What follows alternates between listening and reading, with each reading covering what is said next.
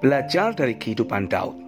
Dia adalah pribadi yang bebas dari ambisi ingin jadi terkenal, ingin punya nama besar, ingin jadi yang terhebat.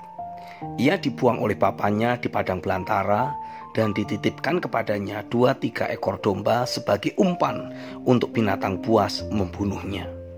Itu pun Daud tetap saja tulus dan tidak tahu menau dengan niat hati bapaknya yang jahat. Ia justru sangat bertanggung jawab dengan apa yang dipercayakan kepadanya. Ia membunuh singa dan beruang yang kerap kali ingin menerkam dombanya. Tidak hanya sampai di situ saja. Ketika Samuel datang ingin mencari raja atas Israel di antara anak-anak Isai, Daud justru dilupakan. Nama dia sengaja tidak disebut. Ia tidak dianggap sama sekali. Tangan manusia berupaya untuk menahan promosi dan rencana Tuhan atas Daud. Tapi tangan Tuhan mengangkat dirinya menjadi raja atas Israel. Setelah Samuel mengurapinya menjadi raja, ia sama sekali tidak menganggap dirinya raja. Ia tidak berambisi untuk itu. Ia kembali ke aktivitasnya sebagai penggembala 2-3 ekor domba. Bahkan saat Israel sedang diintimidasi oleh Filistin selama 40 hari, Daud tidak tertarik untuk mendekat ke medan pertempuran. Ia tetap bersama 2-3 ekor dombanya. Ia tidak melihat itu sebagai kesempatan untuk mencari nama besar. Ia tidak melihat hal itu sebagai waktu promosi. Ia tidak melihat hal itu sebagai momen dari Tuhan untuk menyatakan dirinya sebagai raja. Daud benar-benar mati dari ambisinya. Ia hanya bergerak saat ayahnya menyuruh dia mengantarkan makanan kepada kakak-kakaknya di medan tempur. Daud tidak berkeberatan dengan cara orang tuanya memperlakukan dia.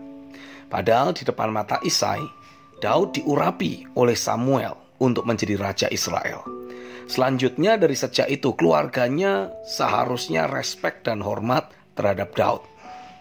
Tapi itu tidak dilakukan mereka. Dengan berbagai macam cara, jati diri Daud ingin dihancurkan. Namun Daud tetap tulus saja. Ia mengantarkan makanan dengan sukacita. Sesampainya di medan pertempuran, pembunuhan karakter kembali dilakukan oleh kakak-kakaknya. Bukannya berterima kasih karena makanannya diantarkan, mereka justru mencemooh dan menganggap Daud hanya ingin ikut menonton keramaian saja. Berharap Daud segera pulang sehingga tidak perlu mengikuti pertempuran. Tapi kali ini Daud tidak bisa diam. Ia mengabaikan perkataan kakak-kakaknya atau tidak diambil hati olehnya, dan harus meresponi Goliat yang sedang menghina umat Tuhan. Daud maju melawan Goliat, bukan karena Daud ingin mencari nama atau mencari pengakuan dirinya sebagai raja, dan juga bukan untuk mempertunjukkan kehebatan atau kapasitasnya sebagai petarung yang tangguh, melainkan karena nalurinya sebagai gembala muncul untuk menjagai Israel dari segala bentuk ancaman dan teror. Hal yang biasa ia lakukan terhadap 2-3 ekor domba yang ia kasihi. Ketika Daud merobohkan Goliat, lalu dipercayakan sebagai kepala pasukan untuk berperang, maka mata seluruh rakyat Israel tertuju kepadanya.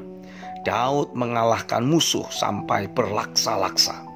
Daud memikat hati rakyat. Namun Daud tetap saja tulus. Ia tidak mengkudeta Saul dan mengambil posisinya sebagai raja.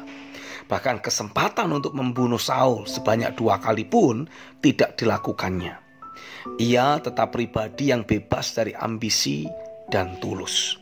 Ia telah diurapi oleh Samuel menjadi raja, diangkat Tuhan dengan caranya yang ajaib. Dari cerita Daud di atas, saya belajar, tidak peduli sehebat apapun destiny dan jati diri yang diberikan Tuhan atas hidup kita, kita tetap adalah hamba Tuhan dan anak rohani yang harus taat serta setia kepada bapak rohaninya. Memang ini harus merupakan bapak rohani yang hidup dalam keakuratan dan mengerjakan tanggung jawab apapun yang dipercayakan dengan sepenuh hati. Bahkan sekalipun ada orang yang bernubuat atas kita dan menyampaikan rencana Tuhan yang besar, semua itu tidak menjadikan kepala kita menjadi besar. Bahkan kita perlu membunuh hal tersebut di dalam diri kita. Menyerahkan itu kembali ke dalam tangan Tuhan. Dan tetap tulus melakukan apa yang dipercayakan Tuhan sekarang, tanpa berambisi untuk mencapai hal tersebut. Bukan berarti kita tidak mempersiapkan diri, melainkan menjaga diri agar tetap memiliki hati sebagai hamba atau pelayan. Jika Tuhan mengangkat, itu sesungguhnya bukan untuk kepentingan kita, melainkan untuk kepentingan umat dan bangsa. Bukan untuk kita memiliki nama besar, sebab hanya nama Tuhan yang layak dimuliakan. Sikap hati Daud tersebut membuat kedaulatan Tuhan menjadi nyata atas hidupnya, sehingga tangan Tuhan mengangkatnya dan menjadikannya sebagai raja. Daudlah raja yang memperkenan hati Tuhan, sebab bukan lagi dirinya yang hidup, melainkan raja segala raja yang ada di dalam batinnya. Saya yakin tidak ada cara lain untuk Tuhan dapat mengangkat kita dan memerintah atas negeri selain melalui jalan kematian. Kematian dari cinta diri sendiri, cinta akan uang, dan cinta dunia. Itulah jalan satu-satunya yang harus kita tempuh. Di luar itu, kita sedang berada dalam jalan orang fasik yang menuju kehancuran. Amin.